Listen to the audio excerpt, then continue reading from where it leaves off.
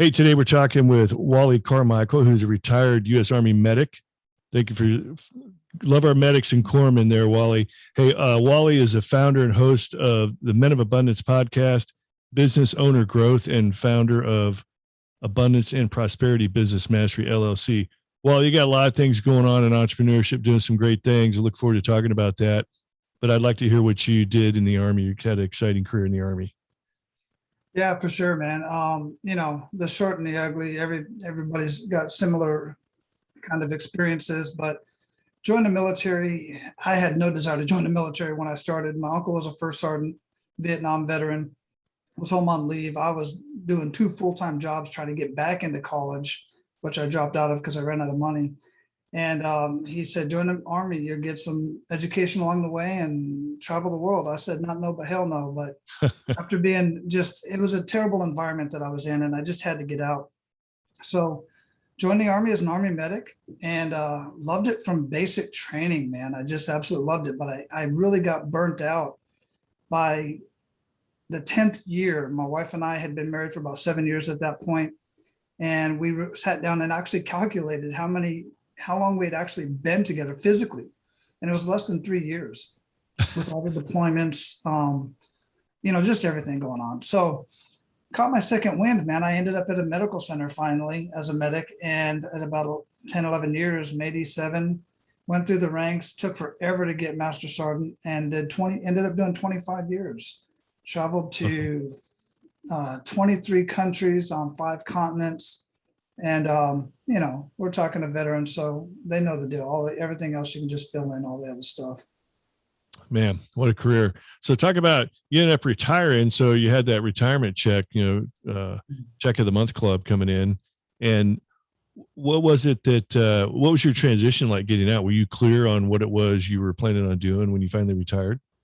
I was clear. However, powers that be had entirely different plan, man.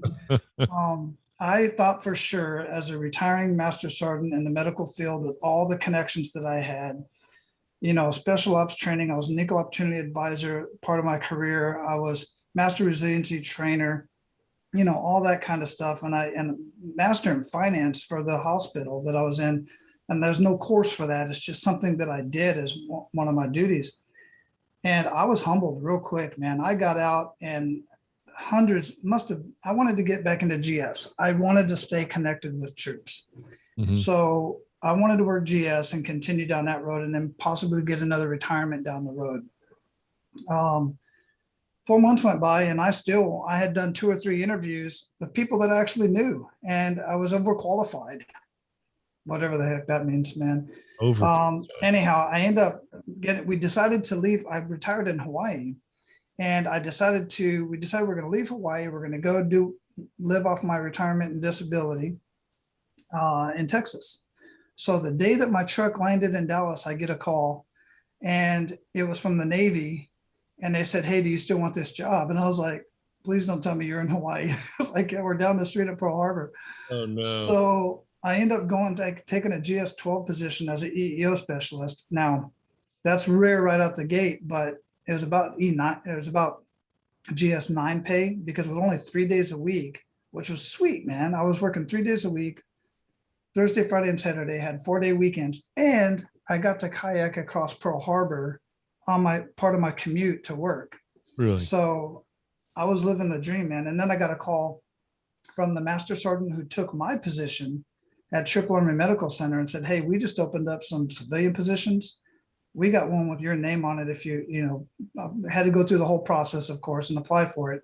But I ended up going back and literally sitting at the same desk I was at when I retired, which was cool because everybody there knew me. I knew them. It was like being home. But it was time for us I did that for about 8 more months, and then decided we wanted to get off the island anyway. When I did that, very rare, they said, my boss at the time said, "Look, you have too much information. We can't lose you. I know you need to go be with your family," because I'd already sent my family home, not home, but to Florida. We had never lived here before. Mm-hmm.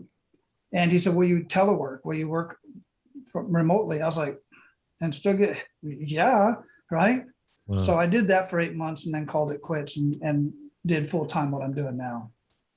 Okay. So where did the podcast and entrepreneurship thing come from? I mean, things are going great. You're fat, dumb, and happy, successful transition into retirement. Get the retirement check coming in, land back in Florida. Well, why wasn't it enough? Why wasn't it scratching that itch? Yeah, great question, man. I always wanted to, actually had several businesses while I was on active duty. Everything from multi-level marketing to actual other almost kind of brick and mortar businesses that were somewhat mobile. I've always been entrepreneurial my entire life. And I've studied entrepreneur. I got a bachelor's degree, no master's degree, but a bachelor's degree in business administration. And I just wanted to call my own shots. I didn't want to have to punch that that time card, so to speak. So the podcast started because while I was still in Hawaii, I was literally living on the beach in Hawaii. I was working at Army Medical Center, still able to kayak across Pearl Harbor as part of my commute. And I was just living this amazing life of abundance. But here's how it started. I'm sitting on the beach. It's about 7, 8 o'clock in the morning, maybe. Had probably this same exact mug because I've had this for years. Sitting under the gazebo. My son's at probably 6 at the time, playing in the water. And he's like, "Dad, come in, play, come in the water. It's great." And I'm like, "Yeah, hold on." I have my headset on, listening to Pat Flynn or somebody like that, learning how to make that next 100K, right? Right. And when his facial expression changed from excitement to disappointment, it just hit me. It was like, what the hell are you doing, man? You're literally living I don't know if I said a life of abundance, but you're literally living your best life. And your middle son and wife are still asleep in the house directly behind you. Got this beautiful kid that wants to play with you. And it was like my wife hit me in the back of the head saying, "Wally, what the hell are you chasing?" That she had told me so many times before, I just never really heard. And I heard it this day. I put the headset down. I go play in the water for about 40 minutes to an hour. I don't know. Go back inside, make breakfast for the family as they're getting up. And then that weekend, I get called from a buddy of mine who says, "Hey, I'm going to this thing. Don't know what it is. They're going to talk about this, that, and the other." And it intrigued me. However, it was presented to me. One of the original cast members from the original Hawaii Five-0 was there, and there's only like 30 of us. And this guy says, "If you were to write a book about your life, what would you call it?" And we all worked together and stuff. And I came up with Living Your Life of Abundance. Then I'm listening to John Lee Dumas constantly because Entrepreneur on Fire and all this other kind of stuff. I'm sure you're familiar with who John Lee Dumas is. Oh, yeah. Also a veteran, big time podcaster. And he's like, "You can start your own podcast and you can name it whatever you want. And you can do that." I'm like, "Can I really?" So that's where the podcast Men of Abundance came out of, because I wanted to have conversations with other people who were truly living their life of abundance, whatever that is to them, and somehow paying it forward to their community, in some cases the world. I've had conversations with Lee Cockrell, former VP of Disney World Resorts, Jeff Hoffman, who started Priceline 20 some odd years ago, Priceline.com, and many people you'd never heard of. Just great conversations.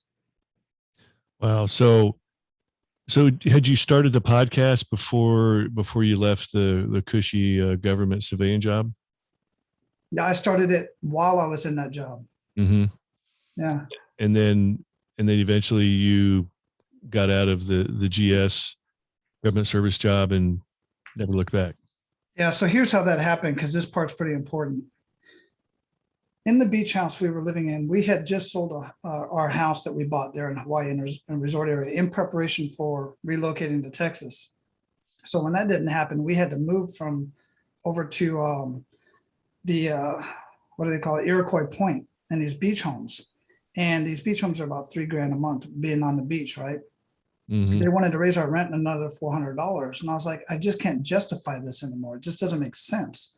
So that September of 2018, my wife said, "I'm going to take the boys. We're going to move to Florida. You stay here with this job that's paying well, and we're going to live off your retirement and disability in Florida and see how that works out." We were going to do that for a year. That worked out for about 8 months. And in that process, I was getting really comfortable. I was renting a room out of somebody else's house, about $2,000 a month. Literally 10-minute drive down the hill to Waikiki. And to pass time, I'm driving Uber and Lyft just for the fun of it, because it was a blast doing that. And I made about $2,000 a month just doing that. Really?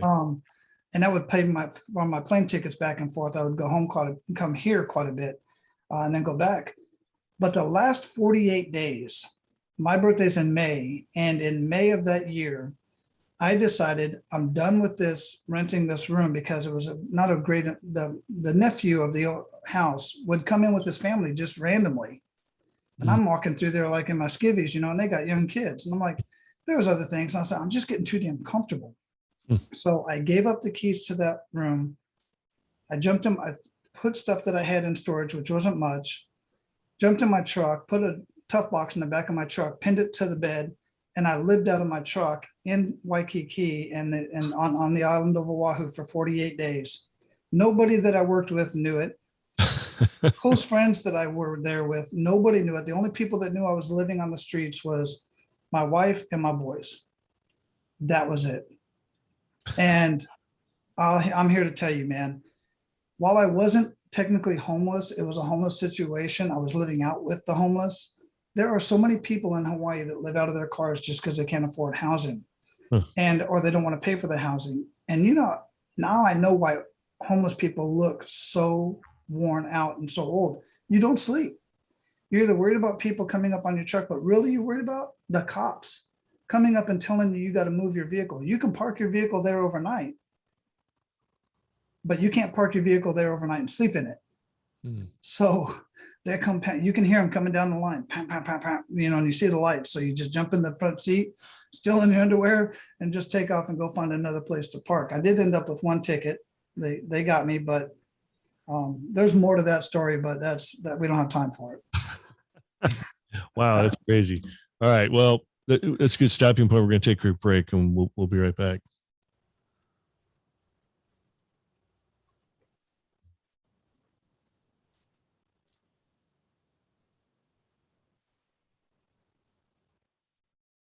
All right, back talking with retired Army Medic Wally Carmichael. So, Wally, you're literally homeless, living in your truck. Still have a good job, but you're working your way out of Hawaii, ready to head back to Florida to join your family. Yeah. So, that's about the time my boss at the time asked me if I want to telework. So we set that up. I come back here. I'm in my home office that I was in at the time. And it's funny that you and I are having this conversation right now today, because at this point in time, this home technically no longer belongs to me, because we just got into contract on this home. And we're getting ready to move into an RV. We already have an RV, but we're going to upgrade. We're going to move into our RV, and we're going to travel around for a couple months and decide where we want to end up when we grow up. I want to stay in Florida. We're looking at other states as well. Oklahoma. I'm originally from Phoenix. My oldest son just got out of the Army and is in and just bought a home in Phoenix. But you know what? We don't know. And that's part of the fun of it. Being in the military for 25 years, we're used to moving every 3 to 5 years. We've been here for about 4 years, or 3 to 4 years. We've been here for about 4 years. And I thought the RV would fix that problem, but it has not. So that's what we're getting ready to do. So we're getting ready to be on the move again, man. Yeah, we've experienced the same thing. Like after about 3 or 4 years, I start to get that itch, like, where am I moving next? And then I'm retired now. I don't have to move, but we did just end up moving to Florida, just to make a change and, last kids out of the house and everything. So I can definitely relate to that whole, it's fun moving every 3 or 4 years. And moving's never fun, but changing locations at some point is fun adventure. So tell us a little about the 2 podcasts you're running. So Men of Abundance, I've already shared with you. It's been going for about 6 years. Last I checked, it's downloaded in well over 100 countries. The Business Owner Growth podcast got started as a result of, really, I just wanted to try out the free platform, Anchor. And I was like, well, podcasters always ask me how to start a podcast. My Men of Abundance is on the higher end of platforms. And so I got started with that when I started with John Lee Dumas and that whole program. And I wanted to be on the lower end. So I said, well, what would I do? Well, I already have my Abundance and Prosperity Business Mastery, business coaching and consulting firm. So I figured, well, I can talk about business strategies. So as you grow, my tagline for business owner growth is, as you grow, your business grows. It doesn't work the other way around. You have to grow, just like anything else. Your career, you have to grow. Mm-hmm. And you have to grow beyond where you're currently at in order to, and work above. So that was the premise behind that. And that's why I got that started. And then the business owner growth, the AP Business Mastery, Abundance and Prosperity Business Mastery, comes out of that whole bit. But that's something that I've been doing for a while. And I started out kind of self-taught, but then I ended up hiring a couple coaches to really show me the ropes, and Lord, did they. I mean, the content and information I have access to is just unmatched, period. And so I started it just kind of as like a side hustle while I was still doing the other job. And I started that while I was in the homeless situation. I used to go to hotels and kind of mooch off of their Wi-Fi and or sit outside of a Starbucks in my truck and do my podcast. Actually, I did my podcast from the cab of my truck for the first year. That's awesome. Yeah. So my thing is when I help, just like as a medic, I was always helping people. I was either, treating people, or I was teaching people how to treat people. And it's kind of the same thing in this regard. But the way I see it, when I help a business, I'm not just helping that business owner, I'm helping all of their employees. I'm improving their lives. I'm improving the community. And it really is that serious, especially during when 2020 came and all the lockdowns and stuff. I got busier than ever. I got overwhelmed. So that's why I also started a coaching program to show other people how to start their own business consulting business. And we provide all the assets that you need, the whole bit, everything that you need to start your coaching business. You can be up and running, depending on how much time you have to put into it for the training and stuff like that.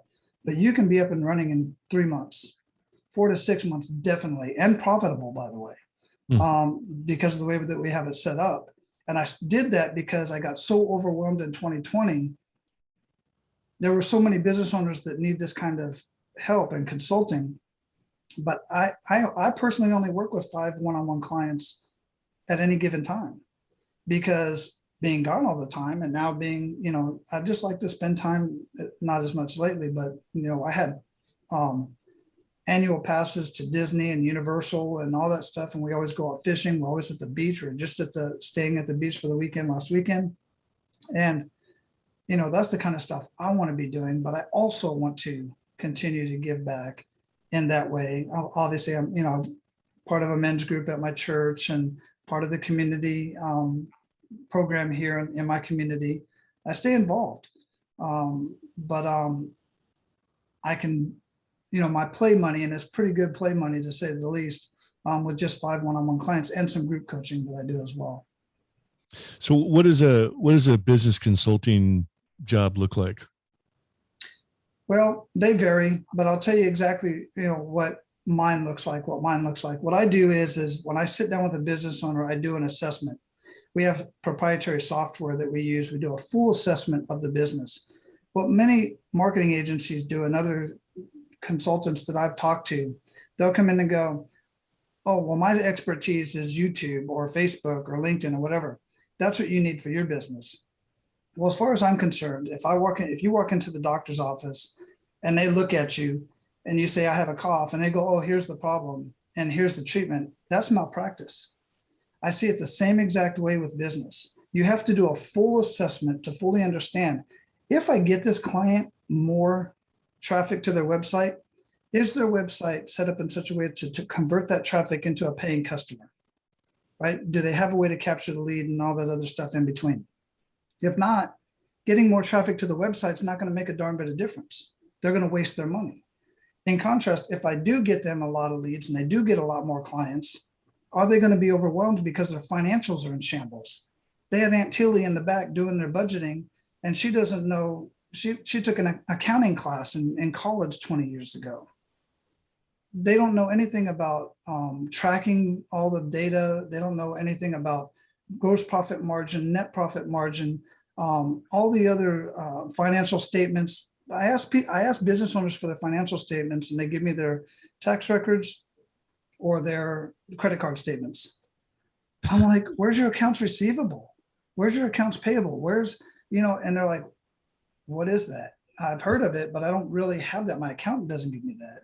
So we do a full assessment. We figure out what the problem is, where the lowest hanging fruit is, so that we can help them, which is why my tagline is, my mantra is, I can help any business greatly increase their profits without spending any more on marketing and advertising. Because we go in and develop strategies, either improve their marketing, let them continue spending the money that they have and actually get results, God forbid. Plus, we're doing strategies within the business that is putting more profits into the bottom line. And that some of that stuff can be done in a matter of weeks.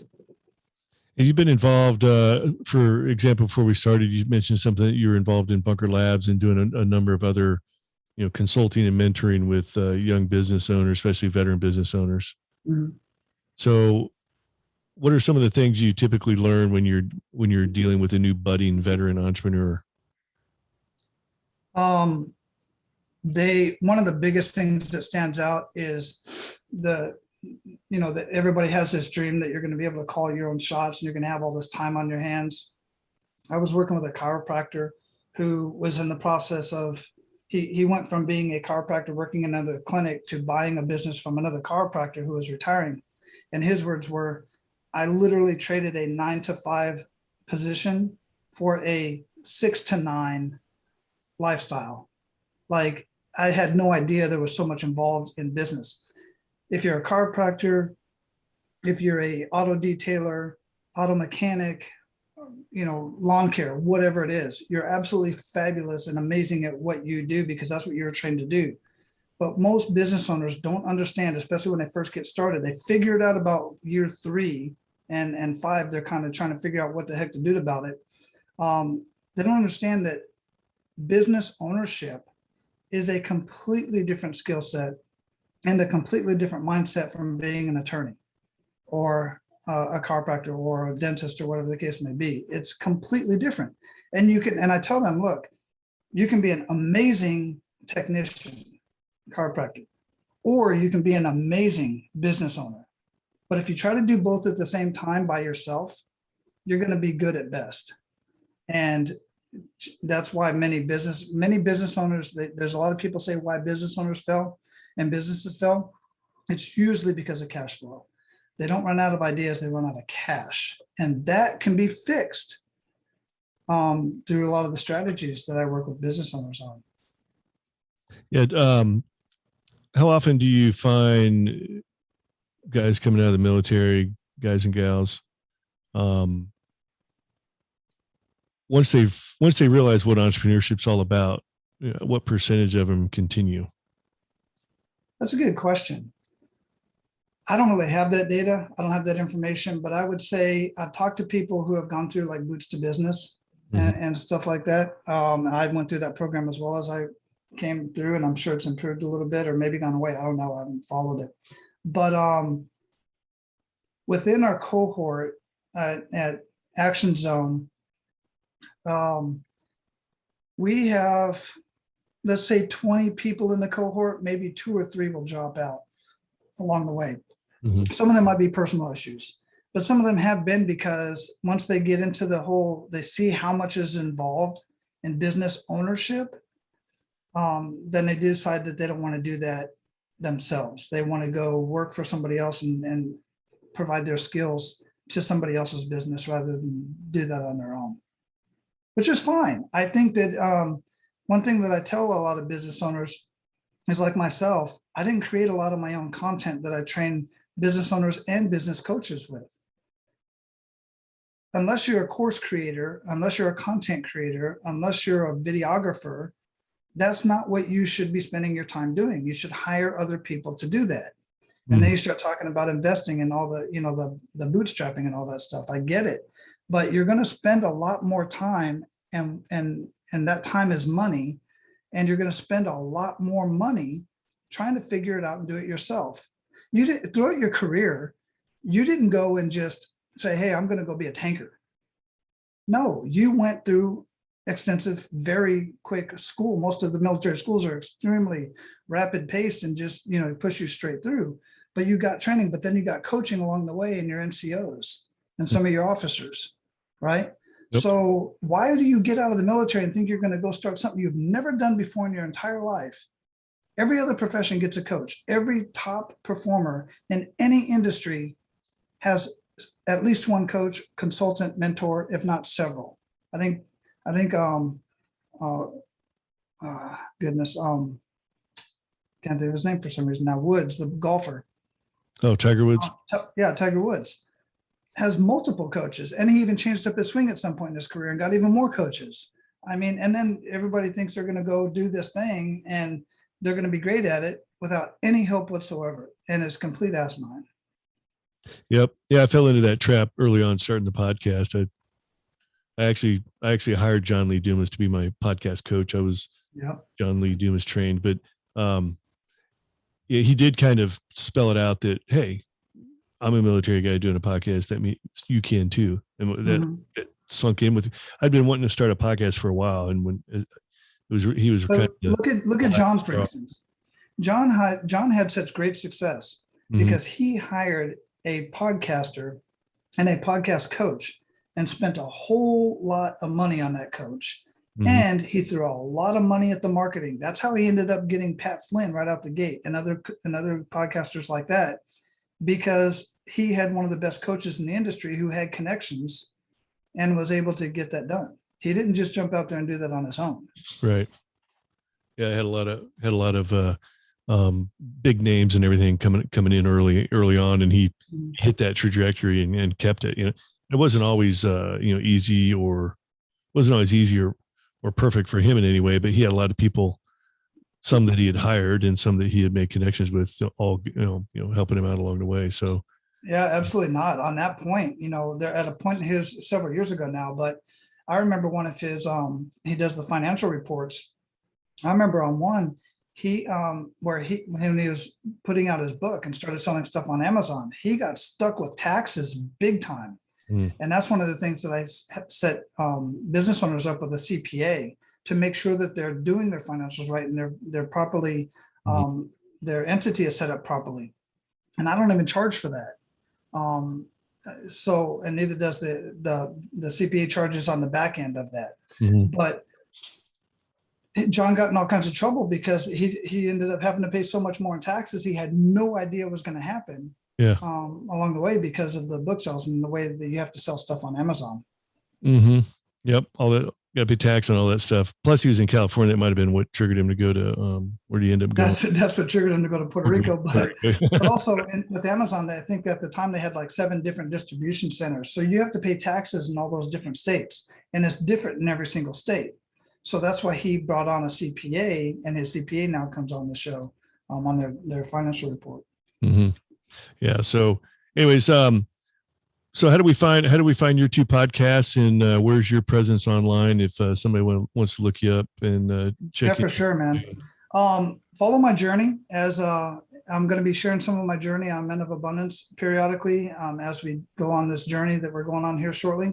But that's at menofabundance.com. And then business owner growth is businessownergrowth.com. And then if anybody that's in transition and you want to put your leadership skills to work and you have a business mindset and you're willing to be trained and coached, then go to vetco, vetco.apbusinessmastery.com. vetco.apbusinessmastery.com. Go there, just check it out. I got a couple of videos there, talk directly to you, man. And whatever you decide to do, get help in your transition. No matter what it is you're going to do, reach out to Joe, reach out to me. There's so many resources for veterans to transition, man. There's just no excuse. Unless you're trying to do it yourself, then you're definitely going to have a hard time. Yeah, absolutely. All right, Wally. Well, thanks for sharing your entrepreneurial success story. Look forward to your future success, and thanks for sharing your wisdom and golden nuggets with us. It's been a pleasure, man. All right. These two veterans are Oscar Mike.